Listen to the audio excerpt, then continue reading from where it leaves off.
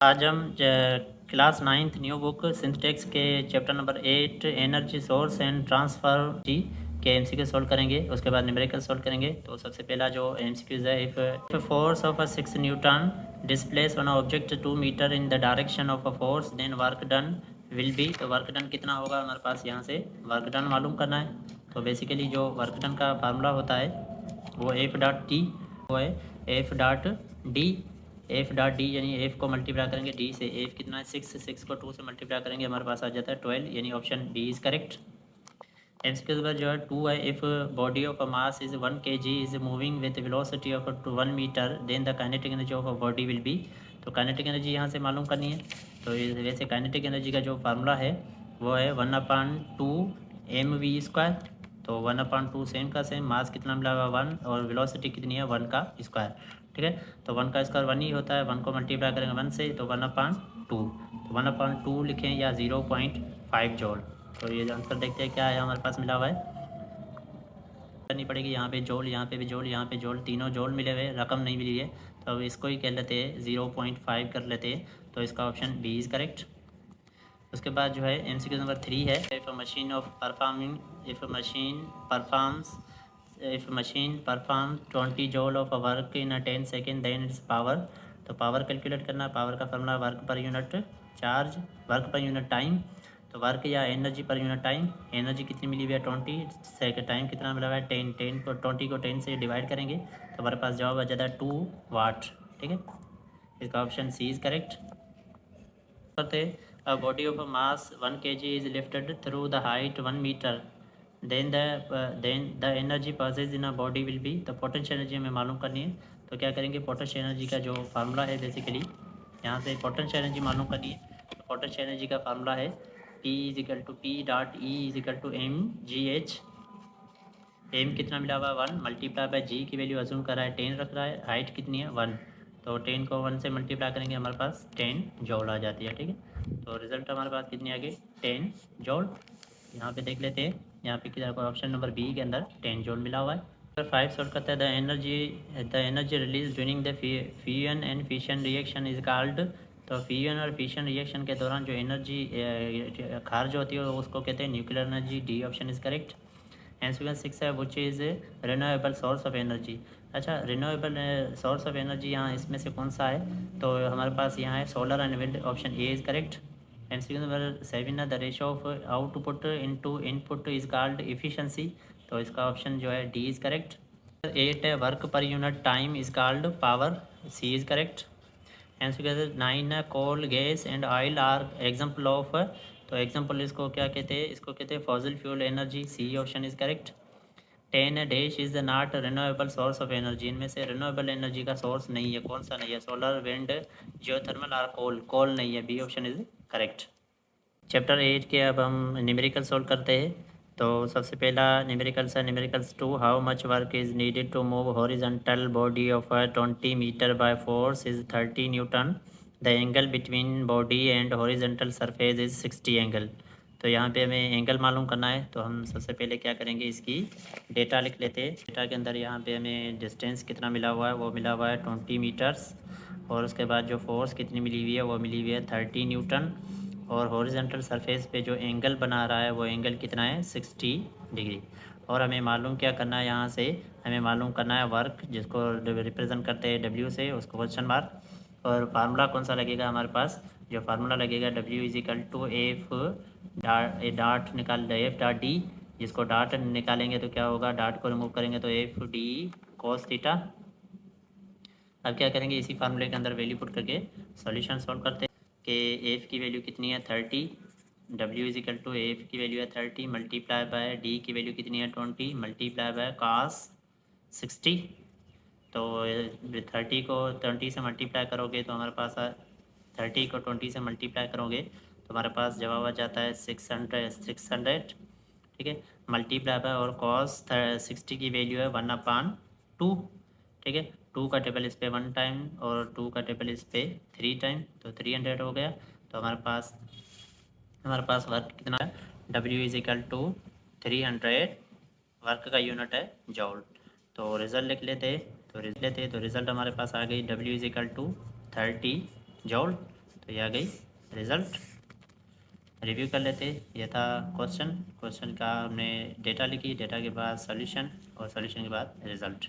Numericals का question number जो है 3 सॉल्व करते हैं। तो क्वेश्चन नंबर 3 में क्या, how much work is done if crate is moved at the distance of 50 metre when force is 30 newton is applied along surface. तो यहाँ पे हम क्या करेंगे, क्वेश्चन नंबर 3 की डेटा लिख लेते हैं। सबसे पहले जो यहाँ पे हमारे पास फोर्स मिली हुई है वो कितनी मिली हुई है, 30 न्यूटन। उसके बाद डिस्टेंस कितना कवर कर रहा है क्रेट, वो कर रहा है 50 मीटर। और जो सरफेस पे घेरा है तो सरफेस के अलोंग होता है एंगल थीटा जो होती है, एंगल होता है वो होता है 0 डिग्री। ठीक है, 0 हो जाता है। अब हमारे पास रुकायर क्या है, हमारे पास रुकायर है जो वर्क रुकायर है। वर्क रुकायर करना है तो यहाँ से हम फार्मूला कौन सा लगेगा, वही W equal to F D cos theta. तो इस तरह से हमने एफ कॉस थीटा, इसी फार्मूले वैल्यू पुट करके हम सॉल्यूशन सॉल्व करते हैं। तो W इजिकल टू एफ की वैल्यू कितनी है 30, मल्टीप्लाई बाय डी की वैल्यू कितनी है 50, multiply by cos bracket over 0। ठीक है, तो हमारे पास होता है कास 0 जो होता है बराबर होता है कास 0 जो बराबर होता है 1 के। तो यहाँ पे पुट कर लेते हैं, 30 को 50 से मल्टीप्लाई करेंगे तो हमारे पास जवाब आ जाएगा 1500 मल्टीप्लाई बाय कॉस 0 की वैल्यू होती है 1। इसको इससे मल्टीप्लाई कर लेंगे तो हमारे पास वर्क डन हमारे पास कितना आ जाएगा, तो W इजिकल टू कितना आ जाता है 1500 जॉल। तो ये आ गई हमारे पास रिजल्ट। रिव्यू कर लेते हैं। ये था क्वेश्चन के डेटा के बाद रुकायर और रुकायर के बाद फार्मूले के बाद सॉल्यूशन, और ये हमारी आ गई रिजल्ट। और सॉल्व करते हैं। What is the work done by ओस्मान if of a weight is 100 Newton is brought by him from A to B then brought back to A to B। तो इस क्वेश्चन थोड़ा ट्रिकी है। इस question को हम डेटा से solve करते हैं। तो डेटा के लिए लिख लेते हैं। क्वेश्चन नंबर 4 की है, कह रहा है कि जो ओस्मान है वो फोर्स कितनी लगा रहा है, वो लगा रहा है 100 न्यूटन।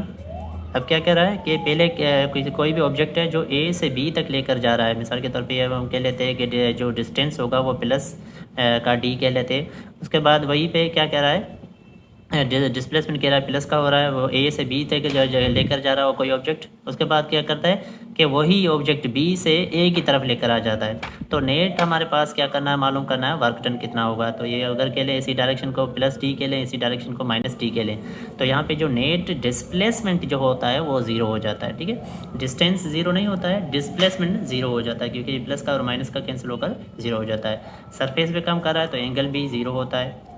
हमें रुकायर क्या है, वर्क डन रुकायर कर रहा है कि वर्क डन कितना होगा।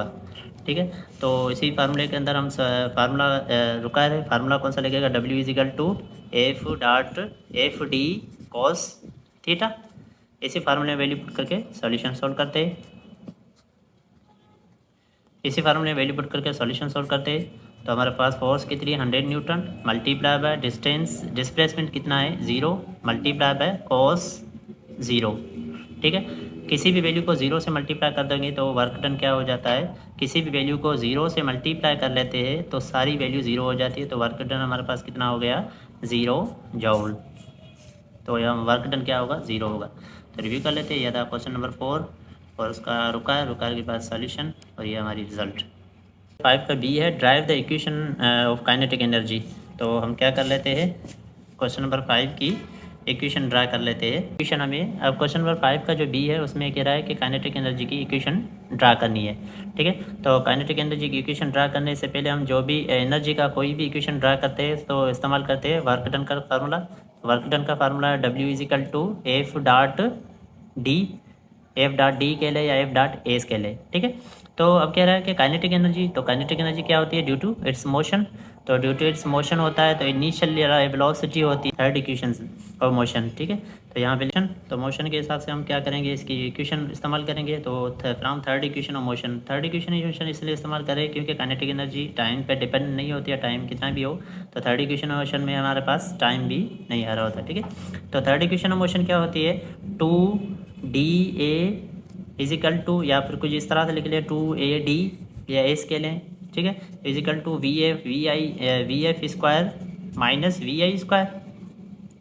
तो क्या होता है कि अगर इनिशियल में काइनेटिक एनर्जी होती है ड्यू टू इट्स मोशन, तो जब तक मोशन नहीं होगा तब तक काइनेटिक एनर्जी नहीं होगी। तो इनिशियल में इनिशियल वेलोसिटी अगर जीरो हो यहाँ पे कंसीडर करेंगे, क्यों करेंगे, क्योंकि इनिशियल में काइनेटिक एनर्जी जीरो होती है। इनिशियल वेलोसिटी अगर जीरो होगी तो काइनेटिक एनर्जी भी इनिशियल में नहीं होती है, ठीक है। तो अगर इनिशियल वेलोसिटी जीरो यहाँ पे कंसीडर करेंगे, इनिशियल वेलोसिटी जीरो, तो यहाँ पे बचेगा सिर्फ वी एफ। तो डिफरेंस होता है कि इनिशियल और फाइनल, तो फिर हम इसको इस तरह से भी लिख सकते हैं। तो V two A D is equal to V square. यहाँ पे वी एफ या वी आई मैंशन करते ताकि इनिशियल और फाइनल। अब तो बची एक ही वेलोसिटी है, ठीक है। तो यहाँ से हम क्या करेंगे, डी की वैल्यू मालूम करेंगे, ठीक है। ये इधर मल्टीप्लाई करा, उधर जाकर डिवाइड करेगा, तो डी इज इक्वल टू क्या होगा, वी स्क्वायर अपान 2a। तो इसको इसी इक्वेशन को हम कह लेते हैं, इसी इक्वेशन को इक्वेशन 1 कह लेते हैं, ठीक है, इक्वेशन 1। अब क्या कर रहे हैं, हमें पता है कि जब मोशन होता है तो क्या होता है कि न्यूटन का सेकंड लॉ होता है कि जब भी फोर्स का जिक्र होता है तो एक्सेलेरेशन होती है। तो हमें पता है कि फोर्स का जिक्र होगा न्यूटन का सेकंड लॉ के बकौल। तो न्यूटन का सेकंड लॉ के बकौल तो फोर्स किसके बराबर है, फिजिकल टू एम ए के बराबर है, ठीक है। तो इसी इक्वेशन को हम कह लेते हैं इक्वेशन 2। अब क्या करेंगे, अब ये दोनों इक्वेशन हम पुट करेंगे इसी इक्वेशन के अंदर, ए के अंदर, इसी इक्वेशन ए के अंदर दोनों इक्वेशन पुट करेंगे। यानी जो डी की वैल्यू और एफ की वैल्यू इक्वेशन ए के अंदर पुट करेंगे, ठीक है। तो यहाँ पे हमारे पास इक्वेशन जो है ए क्या है, W is equal to F dot D. तो हमारे पास एफ कितना है, एफ बराबर है एम ए के मल्टीप्लाई बाय या डॉट कह लें। तो डी की वैल्यू कितनी है, वी स्क्वायर अपान 2a। ए से कैंसिल हो जाएगा, बाकी क्या बचा, तो work done due to motion हो रहा है, तो ये वर्क डन कन्वर्ट हो जाता है काइनेटिक एनर्जी जिसको कहते हैं work done. Basically work done ही होता है, लेकिन ड्यू टू मोशन होता है, उसको हम एनर्जी को काइनेटिक एनर्जी कहते हैं। तो काइनेटिक एनर्जी किसके बराबर आ गई, एम वी स्क्वायर अपान 2। तो ये आगे ड्रा होकर हमारे पास काइनेटिक एनर्जी की इक्वेशन ड्रा हो गई। इसके बाद इसको इस तरह से भी रीअरेंज करके लिख सकते हो, 1/2 को पहले ले आओ, एम वी स्क्वायर, ठीक है। तो रिव्यू कर लेते हैं। सबसे पहले जो इक्वेशन ड्रा की थी हमने, इक्वेशन ये क्वेश्चन नंबर 5 इक्वेशन ड्रा की वर्क डन इक्वेशन से। उसके बाद हमने क्या किया, थर्ड इक्वेशन इस्तेमाल की, न्यूटन का सेकंड लॉ, और दोनों इक्वेशन को हमने पुट कर दिया इक्वेशन ए के अंदर। पुट करने के बाद हमारी काइनेटिक एनर्जी इक्वेशन प्रूफ हो गई। क्वेश्चन नंबर 6 सोल्व करते हैं। What will be the kinetic energy of a boy of a mass is 50 kg driving a bike with a velocity 2 metre per second square, ठीक है। तो यहाँ पे हमारे पास एक बॉय है जिसका जो मास है वो कितना है, 50 kg, और वेलोसिटी कितनी है, 2 मीटर पर सेकेंड, ठीक है। तो हमें रिक्वायर किया यहाँ पे काइनेटिक एनर्जी, रिक्वायर है काइनेटिक एनर्जी, ठीक है। फार्मूला कौन सा लगेगा, जो हमने प्रीवियस में प्रूव किया था काइनेटिक एनर्जी का, K dot E is equal to 1/2 M V square, ठीक है। तो सॉल्यूशन करते हैं इसी फार्मूले के अंदर, वैल्यू पुट करके सॉल्यूशन सॉल्व करते हैं। तो K dot E is equal to 1/2, mass कितना है 50 kg, मल्टीप्लाई बाय वी कितना है वो है 2। तो 2 का इसका निकाल लेते हैं, 2 का टेबल यहाँ पे लगा लेते हैं, 2 1 ज़ा 2, 2 15, 2 25 ज़ा 50 होता है, ठीक है। तो यहाँ पे आ गया 25 मल्टीप्लाई बाय 2 का स्क्वायर होता है 4, ठीक है। 4 को 25 से मल्टीप्लाई करेंगे तो हमारे पास जवाब आ जाता है, 4 को 25 से मल्टीप्लाई करते हुए 100 होता है। यहाँ पे मल्टीप्लाई भी करके देखते हैं, 4 ज़ा 0, 2 8, 8 और 2 10, ठीक है। तो हमारे पास 100 आ गया। तो ये आ गया काइनेटिक एनर्जी हमारी कितनी आ गई, 100 जॉल। काइनेटिक एनर्जी का यूनिट क्या है, जॉल। तो ये आ गए प्रूफ, ठीक है। तो रिव्यू कर लेते हैं। ये था क्वेश्चन में से डेटा के बाद सॉल्यूशन, और ये हमारे पास आ गई रिजल्ट। क्वेश्चन नंबर 8 सोल्व करते हैं। If L E D of 10 kg is lifted up and keep it on the clip of a height is 2 meter, calculate the potential energy stored in a LED screen, ठीक है। तो यहाँ पे kinetic energy और potential energy हमें मालूम करनी है। सबसे पहले जो LED स्क्रीन का जो मास मिला हुआ है वो कितना मिला हुआ है, वो मिला हुआ है 10 kg, ठीक है। उसके बाद जो कितनी हाइट पे लेकर जा रहा है, 2 मीटर की हाइट पे, ठीक है। और 2 मीटर की जहाँ पे जी की वैल्यू जो होती है अंडरस्टूड होती है, आप यहाँ पे 9.8 रख ले या 10 मीटर पर सेकेंड स्क्वायर हम रख लेते हैं, अप्रॉक्सीमेट वही जवाब आ जाता है, ठीक है। तो रिक्वायर क्या है, पोटेंशियल एनर्जी को मेंशन करते हैं पी डॉट ई से। फार्मूला कौन सा लगेगा पोटेंशियल एनर्जी का, जो प्रीवियस हमने प्रूव किया वो था mgh, रखते हैं जो अप्रोक्सीमेट है, ठीक है। और रिक्वायर क्या है हमारे पास, पोटेंशियल एनर्जी रिक्वायर है। फार्मूला कौन सा लगेगा पोटेंशियल एनर्जी का, जो प्रूफ किया था प्रीवियस में, वो था P.E=mgh। और सॉल्यूशन सॉल्व करते हैं इसी फार्मूले के अंदर वैल्यू पुट करके सॉल्यूशन सॉल्व करते हैं। P.E= मास कितना मिला हुआ है 10 kg मल्टीप्लाई बाय जी की वैल्यू कितनी है 10 मल्टीप्लाई बाय हाइट कितनी मिली हुई है 2, ठीक है। 10 को 10 से मल्टीप्लाई करोगे 100, 100 को 2 से मल्टीप्लाई करोगे हमारे पास जवाब आ जाता है 200 जॉल, ठीक है। तो ये आ गई हमारे पास रिजल्ट। रिव्यू कर लेते हैं। यह था क्वेश्चन नंबर 8 का ए, और ये हमारे पास डेटा के पास सॉल्यूशन, और ये हमारे पास आगे रिजल्ट। इसका बी सोल्व करते हैं। Calculate the potential energy of a 3 kg water rising to the tank at the roof of a home 4 metre height, assume G=10 metre per second square, ठीक है। तो यहाँ पे हमें क्वेश्चन नंबर 8 की बी कैलकुलेट करना है। तो यहाँ पे सबसे पहले जो वाटर का जो वेट कितना मिला हुआ है वो मिला हुआ है 3 kg। हाइट कितनी लेकर जा रहा है, वो हाइट कितनी लेकर जा रहा है वो जा रहा है 4 मीटर, और जी हमें यहाँ पे कह रहा है approximate 10 metre per second square रखनी है, ठीक है। रिक्वायर क्या है, पोटेंशियल एनर्जी में रिक्वायर है क्वेश्चन मार्क। उसके बाद फार्मूला कौन सा लगेगा पोटेंशियल एनर्जी का, P.mgh, ठीक है। तो इसी वैल्यू को पुट करके हम सॉल्यूशन करते हैं। तो हमारे पास पोटेंशियल एनर्जी .E मास कितना मिला हुआ है डेटा से 4 kg मल्टीप्लाई बाय जी की वैल्यू है 10 मल्टीप्लाई बाय हाइट कितनी मिली हुई है, सॉरी यहाँ पे मास कितना मिला हुआ है 3 kg, जी की वैल्यू है 10, हाइट कितनी मिली हुई है 4, ठीक है। 3 को 10 से मल्टीप्लाई करो 30 को 4 से मल्टीप्लाई करो, हमारे पास जवाब आ जाता है 120 जॉल। क्या, तो पोटेंशियल एनर्जी P.E=120 जॉल। यह आ गई रिजल्ट। रिव्यू कर लेते हैं। यह था क्वेश्चन से डेटा के बाद हमारी सॉल्यूशन। क्वेश्चन नंबर 70 सोल्व करते हैं। Calculate the efficiency of a machine which is consume 200 joule of energy and perform 50 joule of work। तो यहाँ पे कह रहा है कि कंज्यूम कर रही है, यानी इनपुट हम दे रहे हैं जिस मशीन को, ठीक है। तो इनपुट कितना दे रहे हैं, हम जो रहे कंज्यूम कर रही है मशीन, यानी हम जो इनपुट दे रहे हैं, ठीक है। तो इनपुट को E1 से मेंशन कर लेते हैं, वो कितना दे रहे हैं 200 जॉल।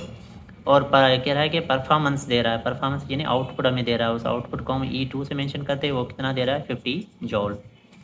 और हमें रिक्वायर क्या है, रिक्वायर है एफिशिएंसी को मेंशन करते हैं ईटा से, ठीक है। ये हमें रिक्वायर है। फार्मूला कौन सा लगेगा,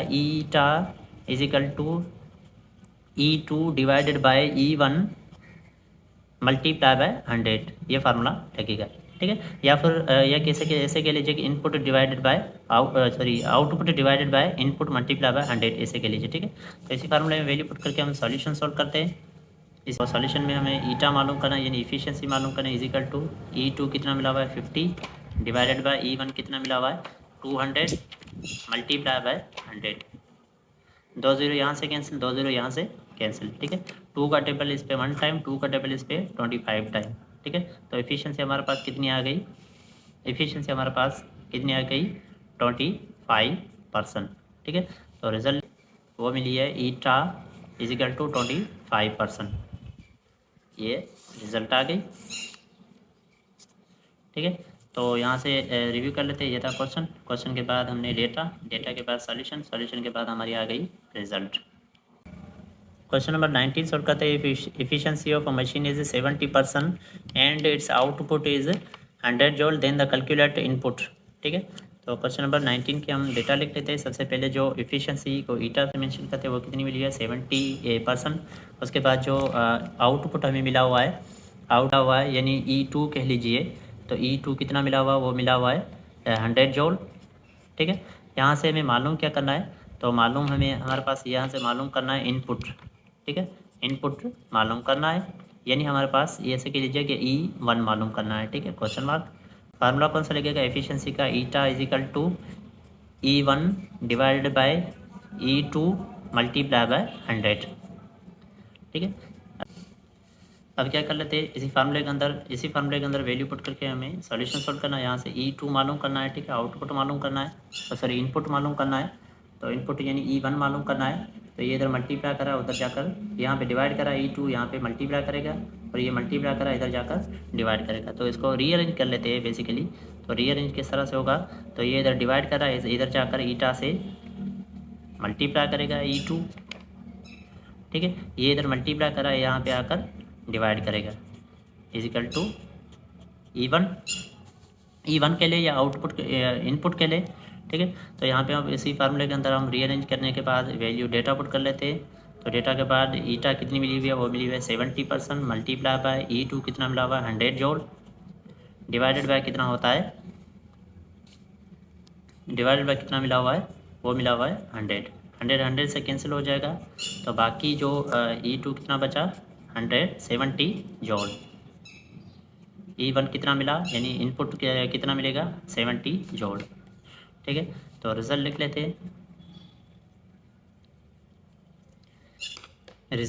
हैं, तो रिजल्ट कितनी मिली है, यानी इनपुट कितना मिला हुआ E1, वो मिला हमारे पास 70 जूल। तो ये आ गई हमारे पास रिजल्ट।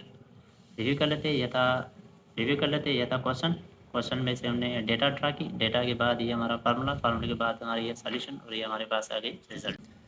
क्वेश्चन नंबर 20 सोल्व करते हैं। विच machine is more efficient machine A, which has output is 200 joule after the consuming 400 joule energy, or machine B, which has output of a machine 300 joule consuming the 450 joule energy, ठीक है। तो यहाँ पे question के अंदर कह रहा है कि दो मशीन्स है, उनका इनपुट और आउटपुट दोनों का मिला हुआ है, उनकी हमें कंपेयर करके कह रहा है कि एफिशिएंसी के हिसाब से कौन सी मशीन ए एफिशिएंट है या मशीन बी एफिशिएंट है। तो हम क्या करेंगे, दोनों की एफिशिएंसी मालूम करेंगे, सबसे ज़्यादा जिसकी एफिशिएंसी निकलेगी वही एफिशिएंट होगी, ठीक है। तो हम डेटा लिख लेते हैं इसी क्वेश्चन की। तो सबसे पहले हम क्या कर लेते हैं, जो क्वेश्चन नंबर 20 की डेटा लिख लेते हैं। क्वेश्चन नंबर 20 की डेटा लिखने से पहले हम क्या कर रहे हैं, मशीन ए की डेटा लिख लेते हैं। तो मशीन ए की जो आउटपुट ले रही है, यानी कंज्यूम कितना कर रही है, हमें आउटपुट कितना दे रही है, वो कितना मिला हुआ है 200 जूल, और इनपुट हम कितना दे रहे हैं मशीन ए को 400 जूल, ठीक है। मालूम हमें यहाँ से क्या करनी है, इसकी एफिशिएंसी मालूम करनी है, ठीक है। मशीन बी जो ले रही है इनपुट है वो कितना है, वो है 450 जूल, ठीक है। और आउटपुट कितना दे रही है, वो दे रही है 300 जूल, ठीक है। इनपुट या आउटपुट कह लें, या इसको E1 और E2 कह लीजिए, ठीक है। तो हमारे पास यहाँ पे रिक्वायर क्या है, मशीन बी के लिए एफिशिएंसी रिक्वायर है। उसके बाद हम कंपेयर करेंगे दोनों की एफिशिएंसी। तो फार्मूला कौन सा लगता है, वही फार्मूला कह लीजिए, आउटपुट डिवाइडेड बाय इनपुट, या कह लीजिए E1 डिवाइडेड बाय E2, ठीक है। तो इसी फार्मूले में पुट करके हम सॉल्यूशन सोल्व करते हैं। तो यहाँ से लगा लेते हैं बीच में से लाइन। सबसे पहले हम क्या करेंगे, फार ए के लिए मालूम करेंगे, फार ए के लिए, और यहाँ पे क्या कर लेते हैं फार बी,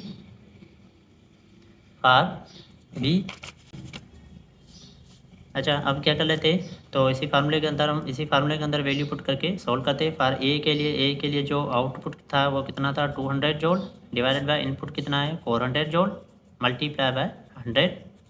फार बी के लिए जो आउटपुट कितना है वो है 300 जूल, और इनपुट कितना दे रहे हैं 450 जूल, मल्टीप्लाई बाय 100, ठीक है। तो यहाँ से 2 0 कैंसिल, 2 0 यहाँ से कैंसिल, ठीक है। 4 का टेबल इस पे 1 टाइम, 4 का टेबल 20 पे 5 टाइम, 0 पे नहीं लगा, 0 सेम का सेम। तो इसकी जो एफिशिएंसी आ गई, यहाँ पे हमारे पास ईटा से मेंशन कर लेते हैं। तो ईटा जो एफिशिएंसी आ गई है यहाँ पे 50%, ठीक है। अब इसकी निकाल लेते हैं, 0 यहाँ से कैंसिल, 0 यहाँ से कैंसिल, 5 का टेबल इस पे 9 टाइम, 5 का टेबल इस पे 2 टाइम, 3 क्या कह लेते हैं कि 3 का टेबल इस पे 1 टाइम, 3 का टेबल इस पे 3 टाइम। तो यहाँ पे आ गया 100, ठीक है 2, और 100 को मल्टीप्लाई कर लेते हैं 2 से, तो कितना हो जाता है 200 डिवाइडेड बाय 3, ठीक है। इसको डिवाइड कर लेते हैं, तो 3 का टेबल इस पे 1 टाइम, 3 का टेबल 6 पे 18 टाइम लगता है, ठीक है। 2 इसको दे देंगे, फिर से आ गया 6, तो ये 0.66। तो यहाँ से हमारे पास ईटा की जो वैल्यू आ गई फार बी मशीन के लिए, हमारे पास कितना आ गया 60.66। तो हमारे पास कितना आया, ईटा फार ए कितना आया है 50%, ठीक है। और ईटा फार बी मशीन यानी एफिशिएंसी फार बी मशीन के लिए कितनी आई है 60%। तो यहाँ से कंपेयर कर लेते हैं कि जिसका जितना बड़ा नंबर उतना एफिशिएंट मशीन होगी। तो यहाँ से हम कह लेते हैं कि B machine is more efficient, कह लेते हैं B machine is more efficient, ठीक है। तो B machine is more efficient इसका जवाब, ठीक है। तो B machine is more efficient इसका जवाब होगा ये। ठीक है। अब रिव्यू कर लेते हैं, ये था क्वेश्चन के बाद हमने डेटा लिखी, डेटा के बाद हमारी ये सॉल्यूशन के बाद हमने ये आ गया हमारे पास रिजल्ट। उसका बी पार्ट जो है, the energy of 600 joule dissipated by a bulb in 15 minutes, find the power of a bulb. तो यहाँ से पावर मालूम करना है 21 का।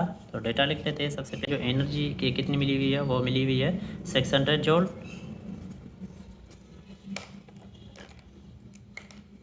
और टाइम कितना लगा रहा है 50 मिनट्स। ठीक है, तो 50 मिनट्स को हम कन्वर्ट कर लेंगे सेकेंड के अंदर। तो 1 मिनट के अंदर 60 सेकेंड आता है, तो क्या कर लेंगे 50 को मल्टीप्लाई कर लेंगे 60 से। तो हमारे पास जवाब आ जाता है 5 6 30, और ये 3000 सेकेंड आ जाता है। ठीक है, 3000 सेकेंड। अब हमारे पास रुका है क्या, यहाँ से पावर रुका है, जिसको पी बड़े से मेंशन करते हैं। ठीक है, फार्मूला कौन सा लगेगा, P is equal to E upon T, या वर्क पर यूनिट टाइम, ऐसे भी कह लेते हैं। ठीक है, तो इसी फार्मूले के अंदर वैल्यू पुट करके हम सोल्व करते हैं। तो ई की वैल्यू कितनी मिली हुई है 600 जूल डिवाइडेड बाय 3000। 2 0 यहाँ से कैंसिल, 2 0 यहाँ से कैंसिल, 6 का टेबल इस पे 2 टाइम, 3 का टेबल इस पे 1 टाइम, 3 का टेबल इस पे 2 टाइम, और ये 10 सेम का सेम। यहाँ पे जवाब आ गया 2/10। अब क्या, 2 का टेबल इस पे 1 टाइम, और 2 का टेबल यहाँ पे 5 टाइम, तो जवाब आ गया 1/5। 1/5 आ गया फ्रैक्शन में, इसको डेसिमल में कर लेते हैं। तो ये आ जाता है 10 5, यहाँ पे 0 और पॉइंट, तो 2 और 10 माइनस कर लेंगे, यहाँ पे आ गया 0। तो हमारे पास जो पावर आ गया है, हमारे पास कितना आ गया पावर, वो आ गया 0.2 वाट, इसका यूनिट है। ठीक है, तो ये आ गया हमारे पास रिजल्ट। रिव्यू कर लेते हैं। ये क्वेश्चन में से डेटा के बाद हमारी आ गई ये रिजल्ट। नंबर 22 सोल्व करते हैं। Convert the 20 watt of watt into the horse power. ठीक है, तो यहाँ पे हमें क्या करना है, हॉर्स पावर के अंदर मालूम करना। तो डेटा लिख लेते हैं। सबसे पहले जो क्वेश्चन नंबर 22 की जो डेटा मिली हुई है, वो कितनी मिली हुई है 20 वाट इंटू HP। तो एक बार जेन नशीन कर लेना, हम क्या करेंगे, एक्स मेथड इस्तेमाल करेंगे। क्या करेंगे, वाट को कन्वर्ट करना है हमारे पास HP यानी हॉर्स पावर के अंदर। तो हमारे पास ये बताया कि 1 HP के अंदर कितना होता है 746 वाट आता है। ठीक है, तो ये स्टैंडर्ड एक्स मेथड के अंदर हमें क्या होता है कि वाट को कन्वर्ट करता है HP के अंदर। तो क्या कर लेते हैं, वाट इक्वल टू HP। तो अब ये स्टेप करने के बाद दूसरा स्टेप होता है कि स्टैंडर्ड जो एक HP के अंदर, एक हॉर्स पावर के अंदर कितने वाट आते हैं 746 वाट आते हैं। ठीक है, तो ये स्टेप दोनों कर लेते हैं। करने के बाद अब क्या करेंगे, पुट करेंगे यहाँ डेटा में से सबसे पहले वाट की वैल्यू मिली हुई है या HP की। तो वाट की वैल्यू मिली हुई है, वाट के कॉलम में रखेंगे, वो कितनी मिली हुई है 20 वाट। HP हमें मालूम करना है, तो यहाँ पे x रख लेते हैं।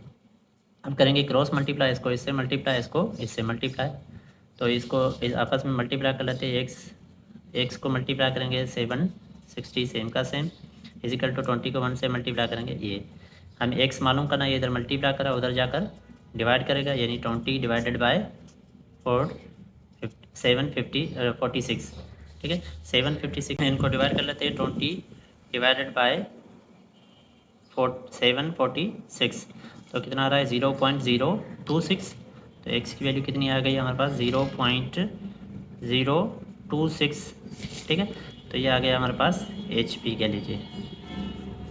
तो इतने HP के इक्विवेलेंट होता है। ठीक है, तो रिव्यू कर लेते हैं। ये था क्वेश्चन में से हमने कन्वर्ट कर लिया, और ये आ गया HP।